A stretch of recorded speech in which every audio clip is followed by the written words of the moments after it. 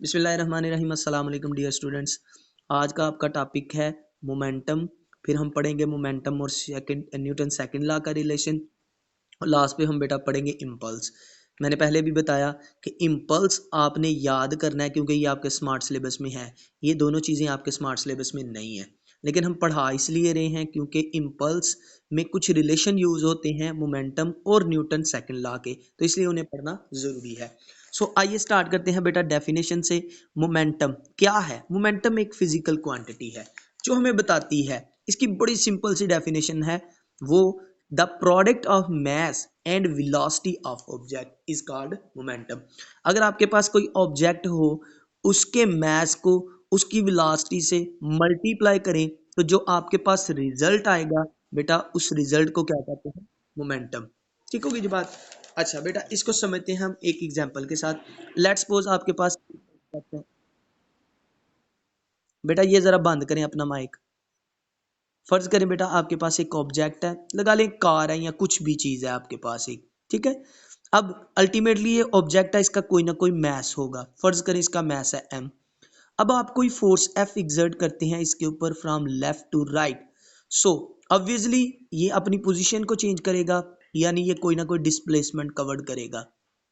In short अगर मैं ये कहूँ कि ये ए पोजीशन पे बी पोजीशन पे जब आएगा तो बेटा इसने जो डिस्प्लेसमेंट कवर किया अल्टीमेटली इसके वेलोसिटी जो है वो चेंज होगी। तो यहां से मोमेंटम को अगर मैं डिस्क्राइब करना चाहूँ बेटा, तो मोमेंटम क्या होता है हमारे पास? बेटा मोमेंटम हमारे पास क्या होता है? मोमेंटम को सिंपली हम बेटा रिप्रेजेंट करते हैं पी के साथ, ठीक है जी। और ये शुरू में हमने डेफिनेशन के अकॉर्डिंग पढ़ा कि it is the product of mass and velocity v। फर्ज करें अगर ऑब्जेक्ट का मास m हो और उसकी वेलोसिटी v हो, तो m और v को मल्टीप्लाई करें तो जो रिजल्ट आता है उसे कहते हैं बेटा मोमेंटम। और मोमेंटम को रिप्रेजेंट करते हैं p के साथ, और इसके ऊपर बेटा एक वेक्टर हेड है। वेक्टर हेड शो कर रहा है कि मोमेंटम क्या है? एक वेक्टर क्वांटिटी है। क्या है बेटा? एक वेक्टर क्वांटिटी।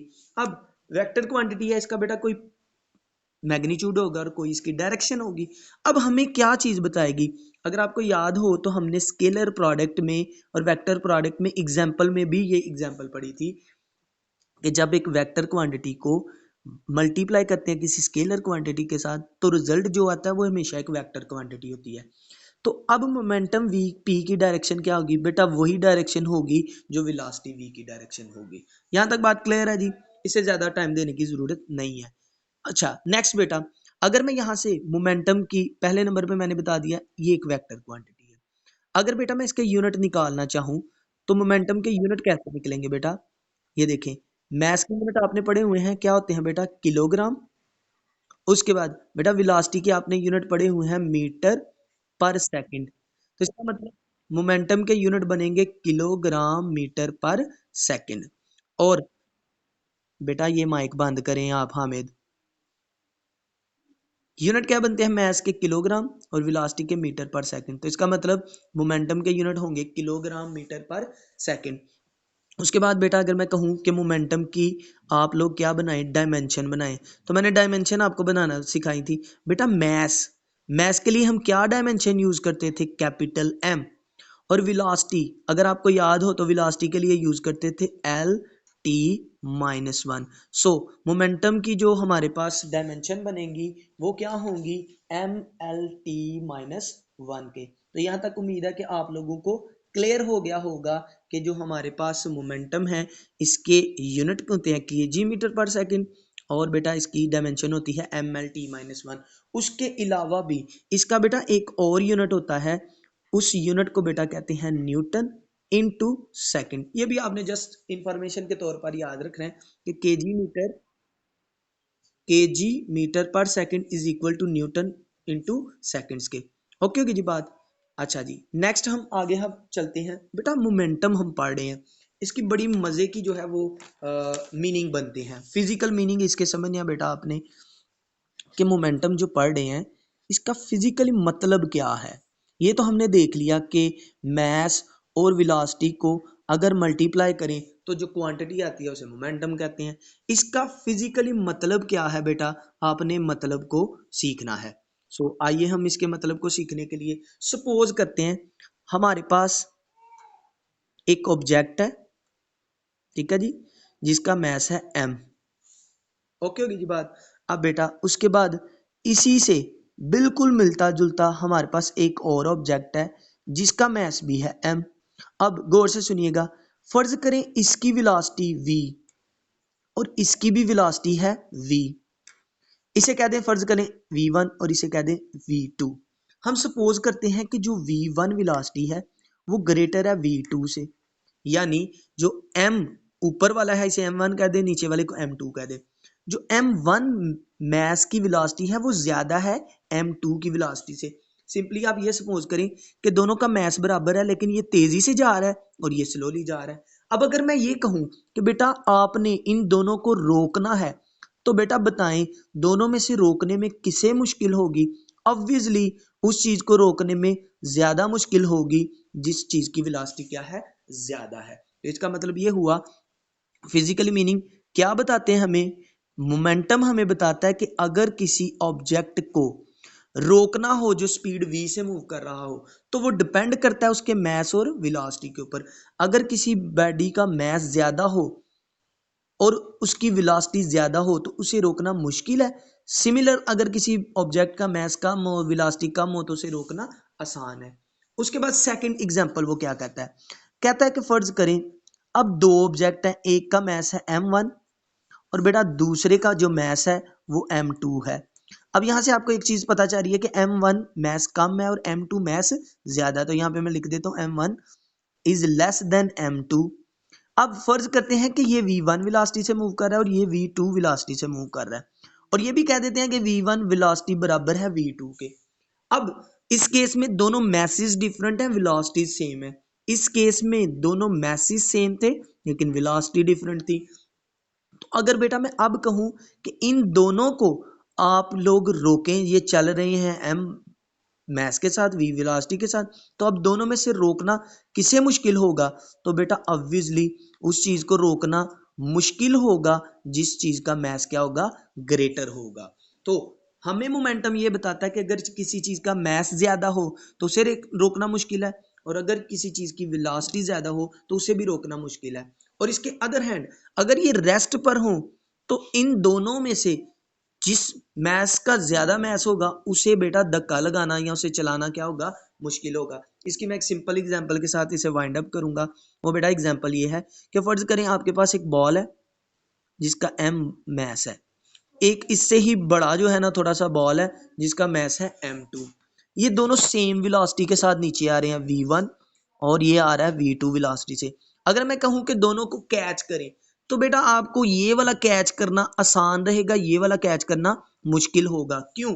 क्योंकि बेटा इसका मैस क्या है, ज्यादा है और इसका मैस क्या है, कम। तो यही एक चीज थी, यही फिजिकल मीनिंग में हमें पता चला कि मोमेंटम हमें ये बताता है कि किसी ऑब्जेक्ट को रोकना कितना मुश्किल है और अगर वो रुका हुआ है तो उसे चलाना कितना मुश्किल है। तो यहां तक ये बात कंप्लीट हो गई। ये मुझे बताएं जरा, यहां तक क्लियर है चीज जी?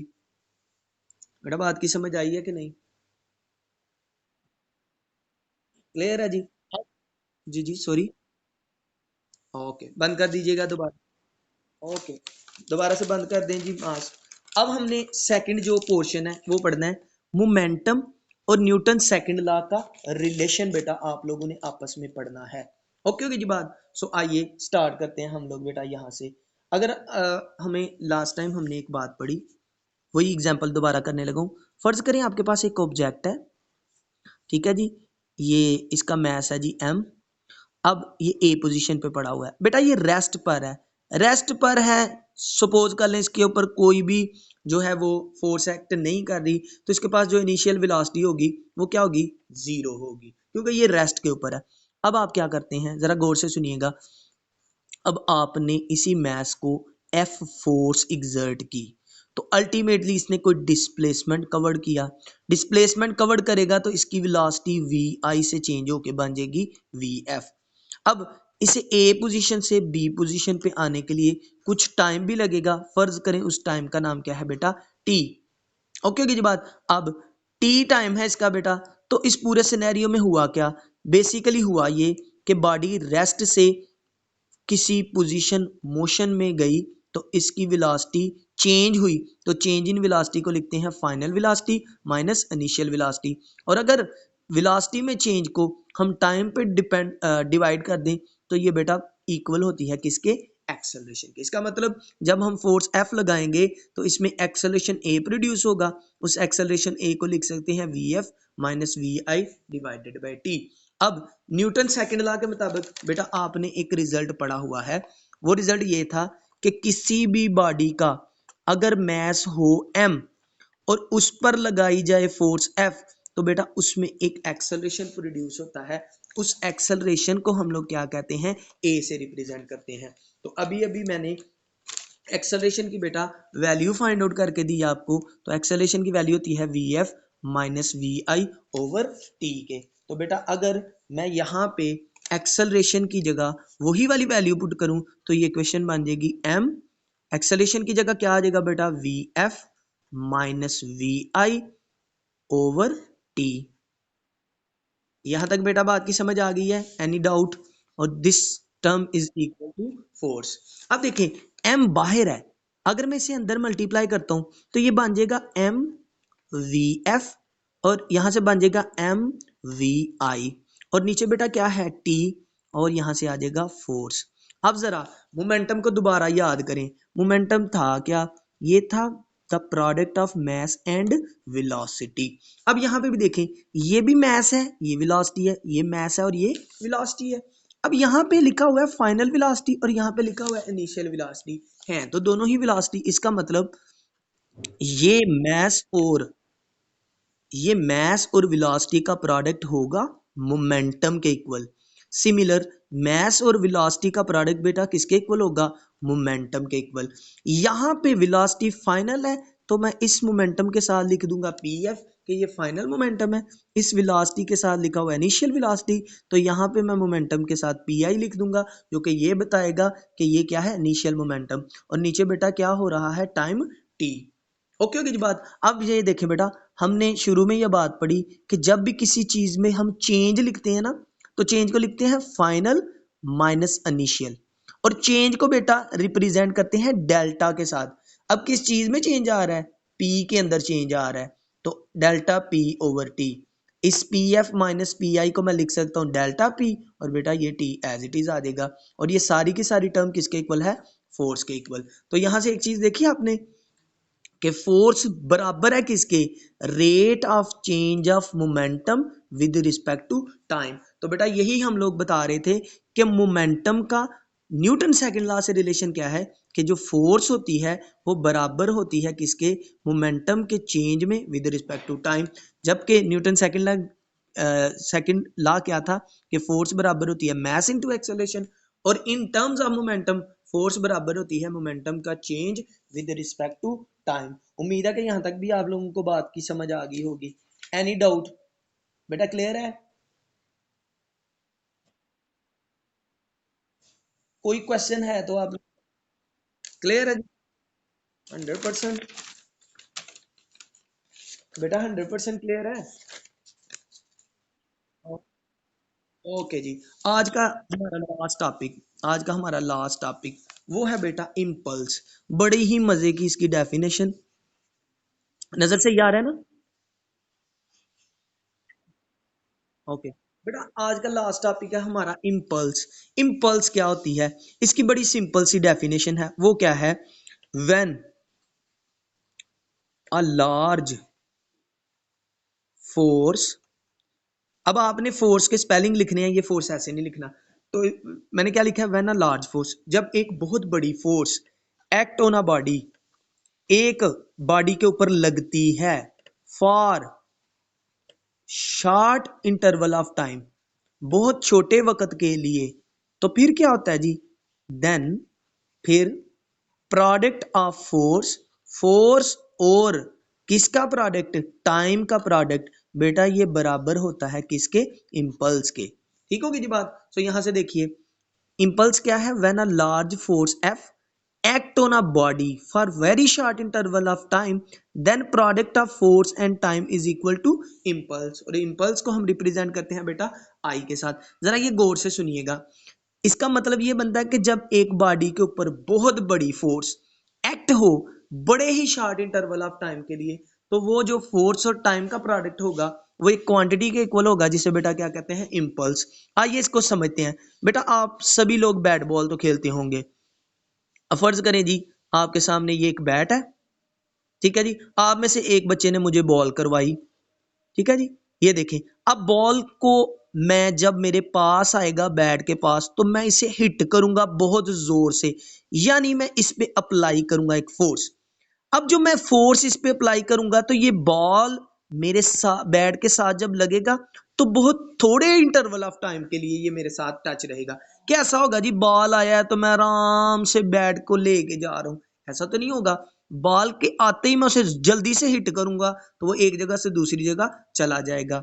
तो ये मैंने बहुत बड़ी फोर्स लगाई बॉल पे, लेकिन बहुत छोटे टाइम के लिए। तो फोर्स और टाइम का जो प्रोडक्ट होगा बेटा वो किस चीज के इक्वल होगा, वो इम्पल्स के इक्वल होगा। यहां तक बात की समझ आ गई कि नहीं। The product sorry when a large force act on a body, जब एक बहुत बड़ी फोर्स एक बॉडी पर एक्ट करती है for very short interval of time, बहुत छोटे से इंटरवल ऑफ टाइम के लिए, तो जो फोर्स और वेलोसिटी का सॉरी फोर्स और टाइम का जो प्रोडक्ट होता है बेटा उस चीज को क्या कहते हैं हम लोग, इम्पल्स। और इम्पल्स को रिप्रेजेंट करते हैं आई के साथ। बेटा इसके ऊपर भी एक वेक्टर का निशान है, तो इसका मतलब ये कौन सी वाली क्वांटिटी होगी, वेक्टर। और इसकी डायरेक्शन क्या होगी, टाइम चूंकि स्केलर क्वांटिटी है तो फोर्स के ऊपर डिपेंड कर रही है जो हमारी इम्पल्स है, और फोर्स भी क्या होती है, एक वेक्टर क्वांटिटी होती है। तो यहां से हम कह सकते हैं कि इम्पल्स की डायरेक्शन वही होगी जो फोर्स की डायरेक्शन होगी। उम्मीद है कि यहां तक भी आपको बात की समझ आ गई होगी। अब बेटा हमने यूनिट लिखने हैं जरा। फोर्स के यूनिट अगर आपको याद हो तो फोर्स के यूनिट होते हैं न्यूटन, और टाइम के यूनिट क्या होते हैं बेटा, सेकंड। तो यहां से मैं कह सकता हूं कि इम्पल्स के यूनिट होंगे न्यूटन सेकंड। अभी अभी हमने लास्ट टाइम मोमेंटम के यूनिट पढ़े थे, तो वहां पे हमने कहा था कि न्यूटन सेकंड बराबर होता है केजी मीटर पर सेकंड के। तो इसका मतलब इसके यूनिट ये भी होंगे केजी मीटर पर सेकंड या न्यूटन सेकंड भी। इसको डिफरेंट तरह से भी लिखना चाहे तो बेटा न्यूटन के फोर्स के यूनिट क्या होते हैं, न्यूटन। न्यूटन इक्वल होता है KG meter per second square के। उसके बाद बेटा टाइम के यूनिट क्या होते हैं, सेकंड। एक सेकंड से कैंसल, तो फाइनल आंसर बनेगा केजी मीटर। नीचे एक सेकंड है, ऊपर जाके वो क्या बन जाएगा, पर सेकंड। तो ये देखिए केजी मीटर पर सेकंड। तो इस तरह से इसके यूनिट बन जाते हैं केजी मीटर पर सेकंड। अब उसके बाद बेटा लास्ट के ऊपर हमने ये देखना है कि इम्पल्स जो है वो किस तरह से मोमेंटम के साथ जो है वो रिलेट करती है। बेटा अभी अभी हमने पढ़ा कि जो हमारे पास फोर्स है वो एफ, मोमेंटम सॉरी इम्पल्स जो है वो फोर्स और टाइम का प्रोडक्ट है। बेटा लास्ट टाइम मैंने जो आपको फोर्स का फार्मूला डेवलप करके दिया था इन टर्म्स ऑफ मोमेंटम, तो वो यही था ना, M V F minus M V I over T, यही थे फोर्स का फार्मूला। उसके बाद बेटा यहाँ पे टाइम टी से मल्टीप्लाई कर रहे हैं, तो टी टी से कैंसल आउट हो जाएगा, बाकी क्या बन जाएगा, M V F minus M V I. और ये सारी की सारी टर्म किसके इक्वल होगी, इम्पल्स आई के। तो यहां से मैं कह सकता हूं कि इम्पल्स बराबर होता है मोमेंटम के चेंज के, ठीक है जी।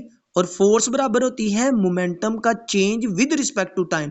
यहाँ पे नीचे बेटा टाइम नहीं है, तो इम्पल्स किसके इक्वल है, मोमेंटम के चेंज के। बेटा ये एक एमसीक्यूज है, ये याद रखना है। अगर पूछे कि फोर्स किसके बराबर होती है तो कहना है मोमेंटम का change with respect to time.